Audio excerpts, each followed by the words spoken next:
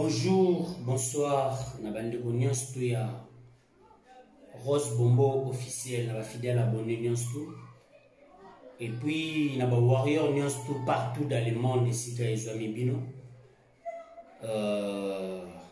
O ba kozwa bongo libaku ya olanda bongo vidéo oyo. Bo partager et puis bo liker vidéo ekosala bongo bien makasi. Voilà. Boaz Poutine, garçon climatisé, sera yesu sur le bosso nabino, ezali ce qui est là, et l'autre mot ezali bongo passi. Tant moi actualité mot ezali, photo yara toujours pour le bela. Tous en attendant on nyonso ko sala bongo analyse, ko pesa bongo éclaircissement, na place au bas bazali bongo ko bunga. Peuple Brazzavillois, en tout cas. Naïbi qui vous allez bonner belé dans cette chaîne Oyo, Rose Bombo officiel, vous allez vraiment belé ou vous s'abonner avec tout le respect. Naïbi na on me tout naïbi vraiment mon question. Nini ou ezalara, un nino vous allez contre République démocratique du Congo. Naïbi ezane loko nini Oyo, soit Yamabe. Obiso sala obiso moto miye barate bomé kampe ko yebisa biso na parce que na otala bongo ba live sa mi lobby na TikTok hier pour na lisolo ya passeport osu sentir bilenge mibali et puis na bilenge basi bazali ko loba avec un nyonso bazali ko bimisa bongo misisa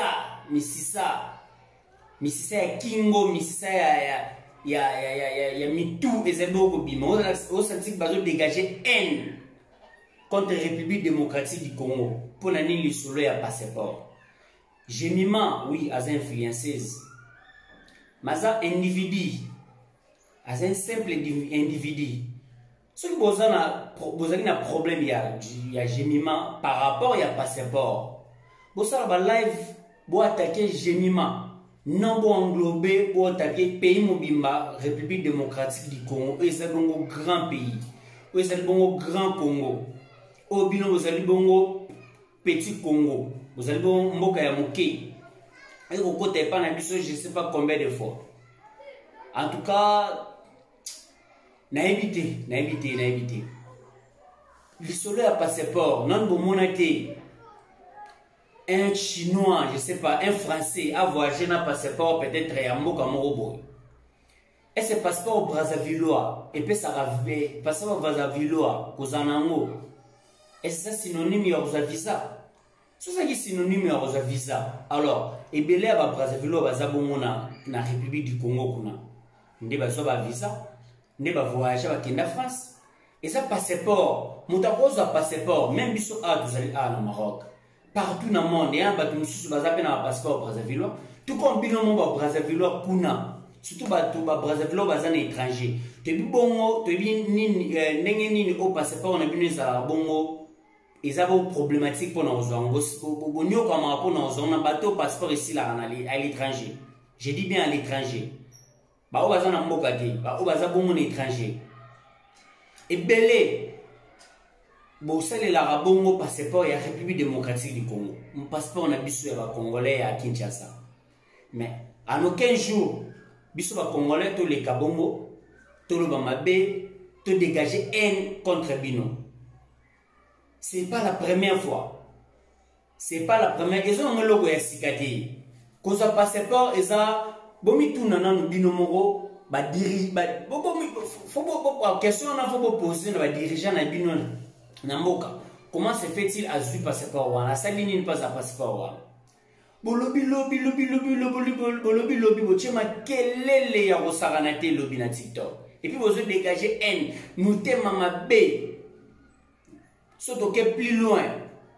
Namaramu nyonso elekaka, ba base nyonso elekaka.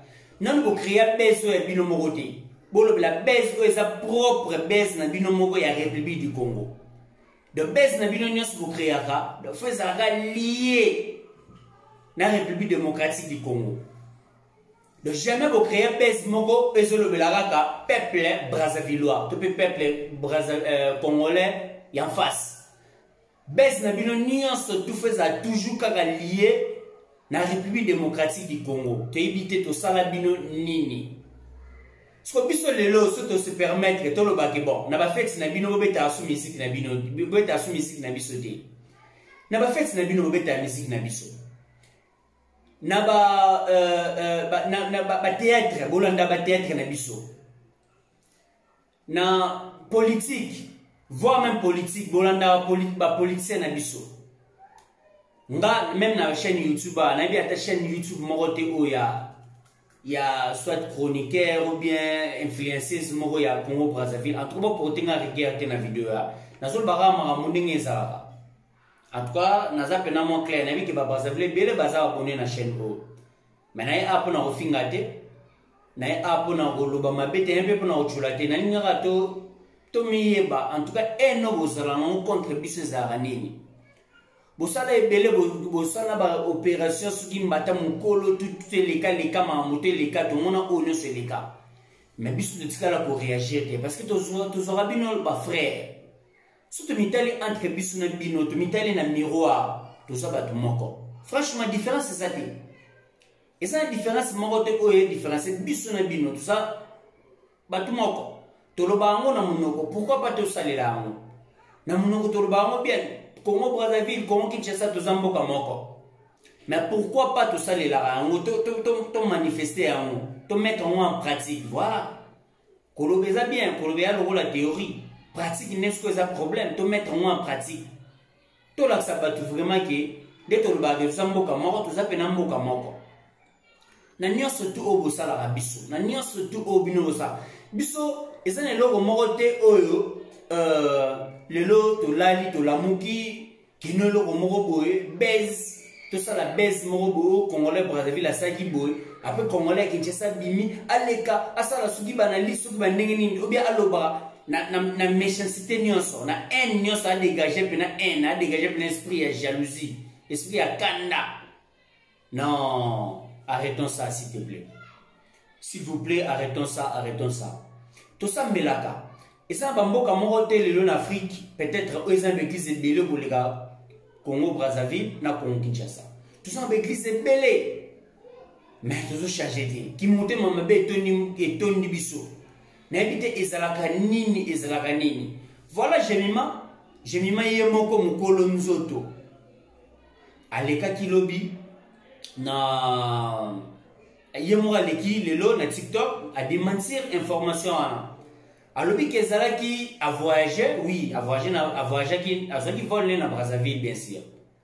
Maintenant, avion, na business class, a coûté na fille moko, Ouazabongo, Brazzaville, a manifesté, gentillesse, c'est pas naïe, a lobi naïe qui non, parmi ma femme naïe, à la naïe, à l'ingaraïmine. Alors, par là, influenceuse, a profité pour nous recevoir à kangaye ba photo. La fille a eu passeport naïe a déposé un mot du couleur na mesa place na ni jemima fandaki.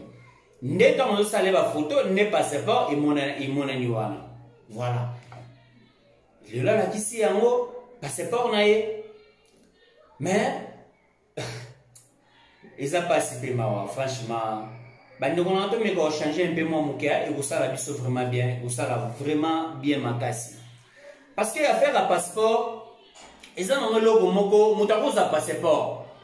Mais ça l'administration mobimba falanda. Cause passeport ils ont visa de. Portugal comme un niveau de visa, soit disant des bozolo ba ka voyager na passeport Brazzaville. Si pose visa wana sabi ils ont une étape oya à poursuivre.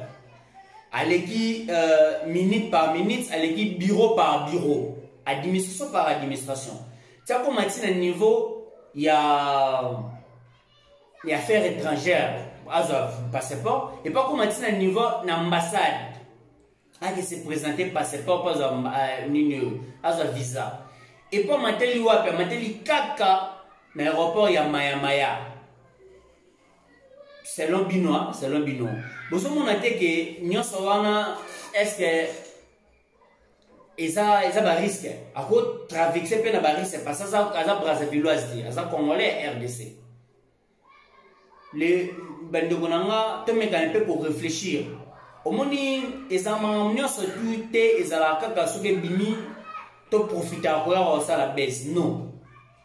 eza makambo mosusu toza bamikolo toza baintellectuel tofanda mpe na bofandi mpe na poto. Alors je pense que bozwaka mpe aire mo mwa temps ya koréfléchir avant oleka ozwa caméra ozwa video na yo o téléphone na yo kosala video mpo banda kofinga. Zwaka mpe temps moke minimum ya temps omeka koréfléchir se likambo nini ofreli bon koloba. En tout cas to changer bongo mentalité tosambelaka oui mais nayebi te mateya oyo bible te yaka biso ekendaka wapi. Un homme makasi tozalaka nango nayebi te tosala bino nini bacongolais ya Brazzaville. Franchement arrêtons ça, arrêtons ça, arrêtons ça. ezosala bongo mpenza kitoko mingi te, esala bongo malamu te. En tout cas tomeka mpe kochange mentalité. nayebi ke boza ebele bongo na kati ya chaîne oyo ya Rose Bombo. En tout cas nayebi kaka mwa moke kosala mpe mwa analyse kotalisa mwa bandeko babungi nzela. C'est pas tous les Brasilois babungi nzela, mais un certain bateau basali ba live na TikTok oyo Mathieu Kiti bakomi koloba ko généraliser mboka mobimba. Or République démocratique du Congo eza grand pays, eza mboka monene. Tout comme un Brazzavillois sera sali meba tokoya te poto le kato en généraliser Congo Brazzaville mobimba. Non. Tokolobela peut-être les concernés, tout ça descend les concernés. Pas ça bon individu à celle du Cameroun. Non. Tout s'acharner contre le pays mobimba. Là c'est pas bon. Donc voilà mon message moké Nazaki Nango. Les 30 juillet, comme déjà bon au Belema, nous avons un match monene, nous avons pour s'organiser. Où ils avons les 30 juillet, ils avons dimanche. Match ya na cadre ya Formule 7 na cadre pour promouvoir bon album il sur le marché a fallu pour pas aigle. Donc bandeko nyonso surtout ba warrior nyonso partout dans le monde nanti boza vraiment mobiliser pour soutenir biso. Numéro de téléphone izawana na ninyo na sewana pour mon numéro de téléphone on s'affiche na se. En tout cas bandeko nyonso surtout oyo baza bon na souci il y a récit, il y a événement au moment où nous allons préparer les 30 juillet. En tout cas, numéro de téléphone est là.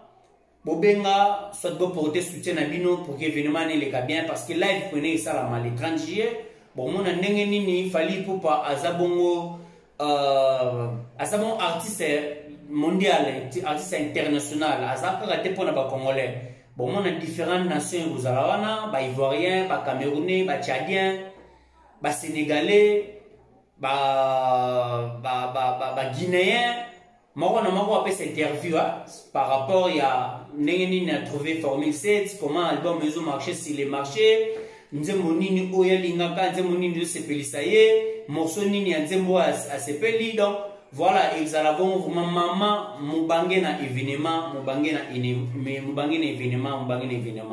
Voilà, donc comme dans moi na suka ya ma tranche mokeo tozaki na mona poko ya lelo na pesi bon mbote na Galina Maestro le fils du tout puissant, SFR Mumba l'américain, Jonathan de Gizman, Nadège la poupette, Silamite les races noires. Voilà, bye bye Tukutani Mbalasima, à la prochaine, bye bisous bye.